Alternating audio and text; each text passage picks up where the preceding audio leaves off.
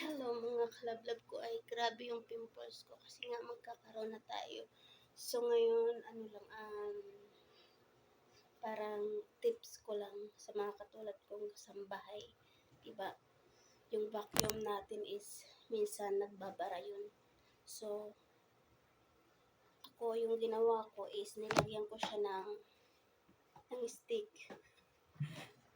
barbecue stick.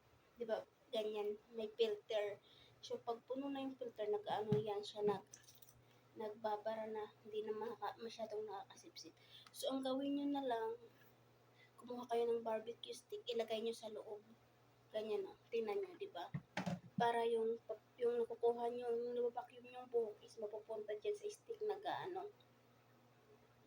Nagiging ganyan siya, tingnan nyo, di ba? Buhok, tsaka mga mulmul sa carpet. So, ganyan na lang yung gawin nyo para hindi masyadong magbara yung vacuum nyo. Lagyan nyo ng barbecue stick. Hindi naman yung maano, basta lagyan nyo lang siya sa loob. Para dyan napupunta, napupulupot dyan yung buhok. Ganyan ang ginagawa ko.